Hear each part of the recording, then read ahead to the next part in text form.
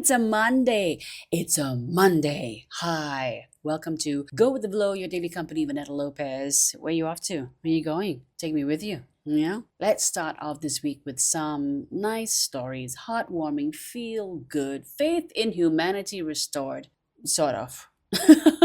This was kind of sweet actually in Gansu province. I say sweet only because of the story, not because of the earthquake that happened. Yeah, there was a 5.5 magnitude earthquake recently there. There is this viral footage. This was about a week plus ago, and so people were running out of this building. And as they were running, one guy turned around and saw, he went, look, look, look. And all of them turned around and they saw this, limited mobility guy, this older senior guy, just sitting there. He's looking around a bit confused. And so they rushed towards him because he wasn't moving. He was just sitting there.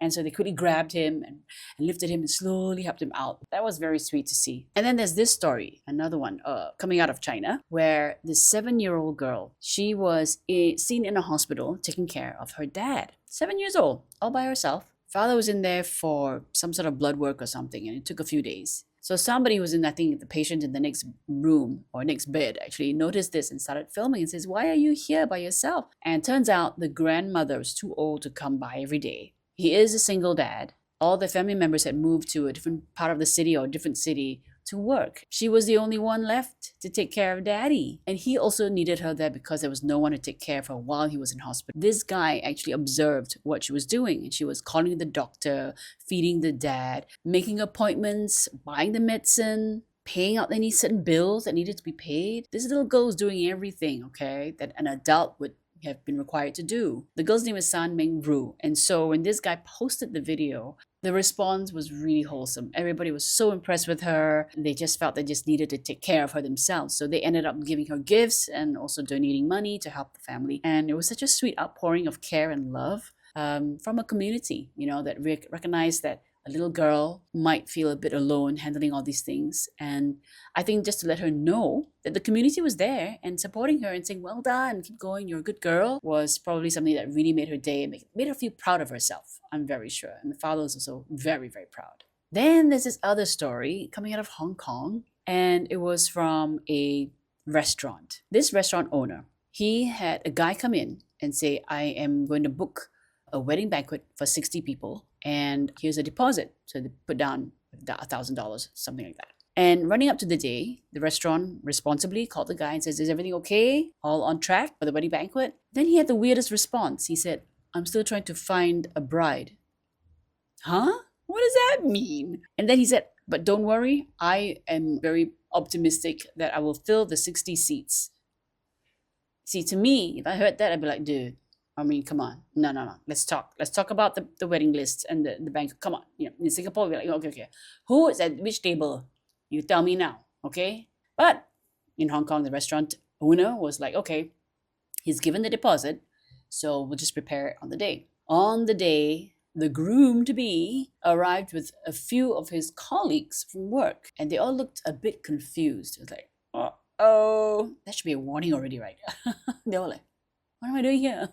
So, turns out that the groom had been scammed online. Now, this is a person who is going through a very rough time, okay? The background is he got laid off 6 months before this. Why are you getting married if you have been laid off? Wow. Then got into this online relationship with a girl who probably scammed him with some money, actually. Promised that she'll come down and marry him, and was a no-show. Oh, so now, on top of losing his job, he's completely depressed. And now he's got this situation where you've got colleagues here on one hand saying, what on earth is going on?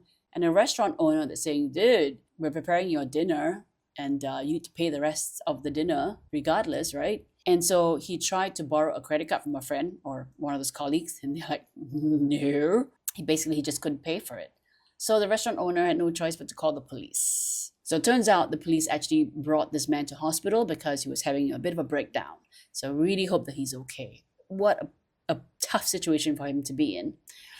But I think he just wasn't thinking straight throughout this entire time. Now the restaurant owner, this is where the story is relatively nice, I guess. The restaurant owner said, okay, that's done, but I need to make sure the food is not going to waste. So he quickly put out a post on, I think, Facebook or social media, whatever.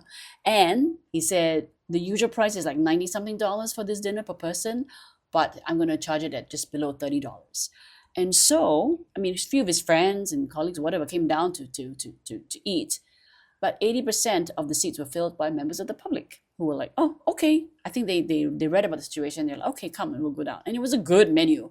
We're talking clams and dragon lobster, something like that. Is there such a thing as a dragon lobster? Abalone. So it was a big feast and such a good deal. The restaurant owner actually expressed some sympathy for the groom because it was a tough thing for him to go through, and said that we all need to pay more attention to mental health issues.